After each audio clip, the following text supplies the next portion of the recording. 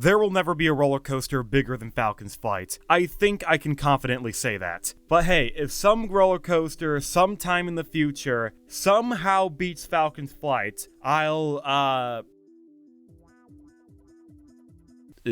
really want to do that. I'll delete the channel. Yeah, I'll do that. Honestly, Falcon's Flight should have never realistically been built. No one thought this coaster was going to happen. The initial release was unapologetically insane. The final product is still unbelievable. Again, I don't know how this ride happened. The coaster itself is 2.5 miles long, it goes 155 miles per hour, and it has a height of over 600 feet. No one roller coaster can claim any of these records, or even come close to these records. This realistically could be the best roller coaster in the world, if anyone can actually go out to ride it, because it's in Saudi Arabia. But Falcon's Flight is truly one of a kind, and it's going to stay that way going forward because I don't see any roller coaster in the near or late future ever challenging Falcon's Flight. I know that's a pessimistic mentality, thinking innovation stops here for roller coasters, but where do you really go after Falcon's Flight? I mean, sure, you could theoretically try to make a coaster taller, faster, and longer than Falcon's Flight, but is that realistically ever gonna happen, at least in our lifetime? I personally don't think so. And don't take this as me being negative for the sake of being negative. No, I have a few reasons for why Falcon's Flight will never be dethroned. First off, and this will be kind of minor in the grand scheme of things going forward, but I think it's important to mention, land. Land is a big component for why Falcon's Flight can never be replicated in any capacity. Let me ask you a question. Do you think any park in the world has room for a coaster like Falcon's Flight? And I mean any park. Does any park have any space for a Falcon's Flight-esque roller coaster? I'm gonna save you some time thinking about this question because no park has this kind of land to spare. Remember, Falcon's Flight is over 2.5 miles long, and it goes a speed of 155 miles per hour. So if you think a park can try and get creative by making the ride a lot more compact, instead of sprawling out over multiple acres, think again. You can't do that with a coaster going 155 miles an hour. The track and curves have to be elongated to account for that speed. That's why Falcon's Flight is more of an out and back layout. It needs space to exert its speed, and that means the ride needs a lot of land. Remember, Falcon's Flight is built in the desert. It's constructed in the middle of nowhere. It's meant to be a part of an up-and-coming tourist town known as Qiddiya, meaning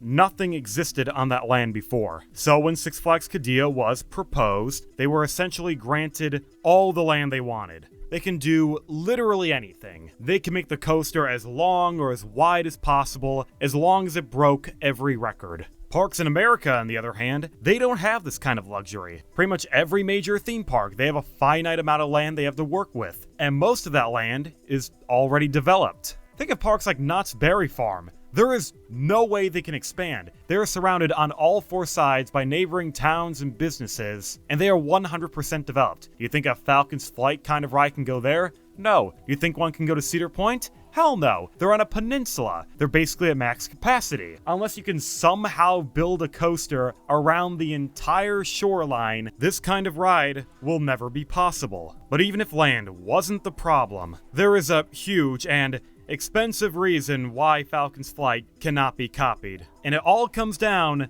to capital. The price of building this kind of coaster. When you think about Falcon's Flight, the first thing that probably comes to mind is the price tag. How expensive was this roller coaster? Because roller coasters like this don't come cheap.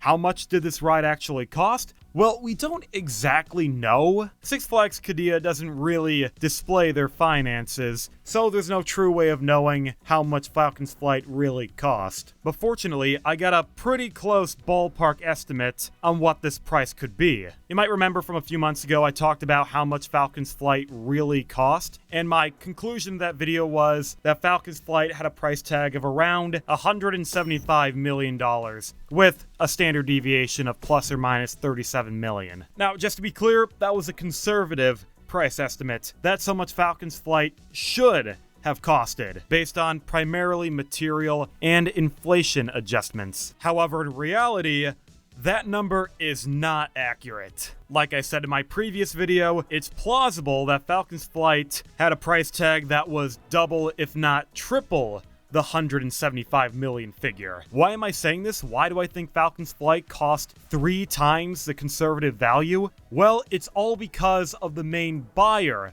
of Falcon's flight, Six Flags Qiddiya. Now let me remind you, Six Flags Qiddiya is not owned by Six Flags. Six Flags is the company managing and branding Qiddiya. They are not the company who is footing the bill. The real benefactor for Six Flags Qiddiya is the Saudi Arabia Investment Fund. And no, the SAIF is not a company. This is just a fancy title for the government. The government is funding Falcon's flight. And that's the real kicker. If the government of Saudi Arabia is buying Falcon's flight, then there's no telling how much this ride cost. Because if Saudi Arabia is giving a large sum of money to Intamin, the manufacturer of Falcon's flight, and asking them to build the world's largest roller coaster, then Intamin, they can charge the government whatever they want. Because who's realistically going to build this coaster? Intamin has a promising track record of building rides of this scale, so they're logistically the only company that can do it. And since the government, they essentially control all of the money in the country, it doesn't matter how much Intamin charges them. Saudi Arabia will still pay no matter what. The price tag could be 300 million, 500 million, hell, it can cost $1 billion. Who cares? When the government is the main buyer, they can do whatever they want. And that's the real reason why there can never be another Falcon's flight. Because realistically, no company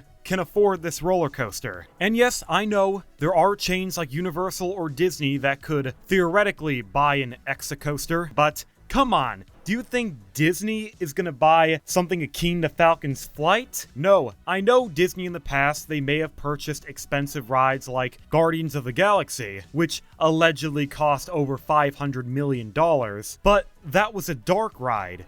This is the largest roller coaster in existence. Disney would never build this, and Universal would also never build this. Yeah, I know, Universal, they're more familiar with high thrill attractions, but I would never see Universal build anything higher than maybe 200 feet. And that's because any roller coaster that is taller than 200 feet would ruin the immersion at Universal. Universal, they prioritize theming at their parks and making sure the guests only see what they want you to see. A 500-foot roller coaster would overshadow everything at their parks. Remember how 10 years ago when Orlando was supposed to get a ride concept known as the Polar Coaster? A 500-foot tall roller coaster that circulated a tower? Well, it never happened, and a main reason for why it never happened was Universal. They heavily opposed the Polar Coaster from ever being built because they feared that its height of 500 feet would overshadow the Wizarding World of Harry Potter. If you're in Hogsmeade and you see this giant Skyplex tower behind Hogwarts Castle, it might take you out of the immersion, and Universal would hate that. Doesn't matter if this roller coaster is in or outside their parks. So, if the two largest theme park chains in the world, Universal and Disney, don't want an Exocoaster,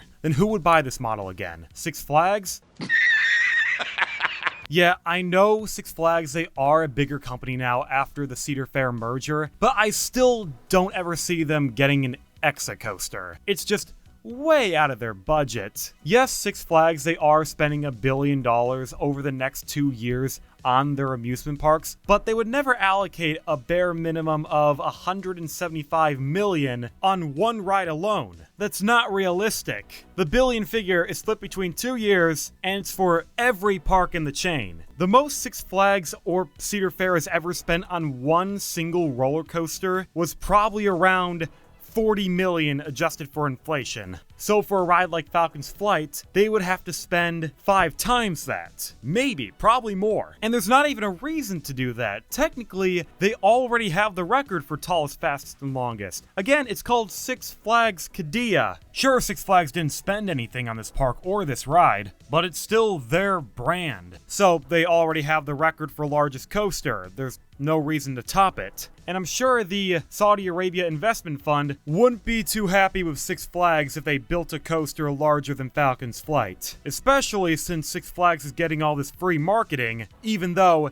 they didn't put any money into this project. There's just no scenario where Falcon's flight's record will ever be broken, and that's kind of unfortunate, especially since it's not even a company who's funding Falcon's flight. The only reason this ride got built was because the Saudi Arabia government invested in this project. I hate that. I hate that the free market didn't decide this ride. Sure, we're getting this massive roller coaster, but it wasn't in an ethical way. This is probably the most unethical roller coaster ever constructed. The Saudi Arabia Investment Fund, they are a very scummy organization. I don't want to get into politics, but you can look up all the shady activity the investment fund has inflicted over the years. But even if we ignore all the human rights violations, I still don't like how Saudi Arabia, they're investing in all these extravagant projects because they think it will boost tourism, when in reality it probably won't. Saudi Arabia doesn't even know if their people even want Six Flags Qiddiya.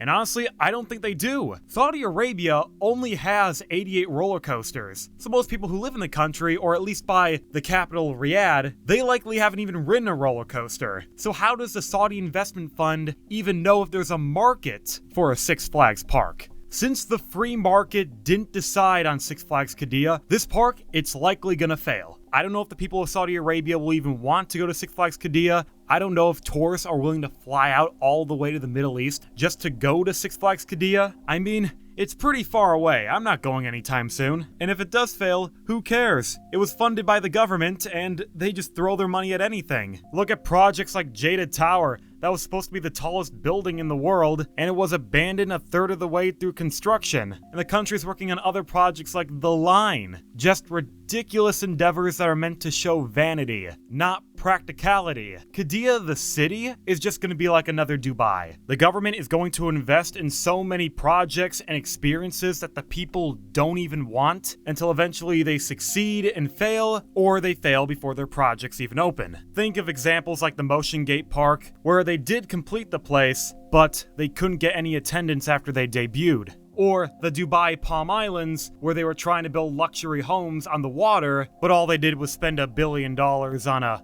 pile of sand. What I'm trying to say is that Falcon's flight, it will be a one-off coaster. When it opens, it's gonna fail. It'll probably remain on life support even if no one rides it because, again, the ride in the park is being backed by the government. But it's likely this kind of ride will never be built again, whether it's because no company can afford to invest in this kind of ride, or it's because the only people who can invest in these roller coasters are just governments who don't know how to spend their money.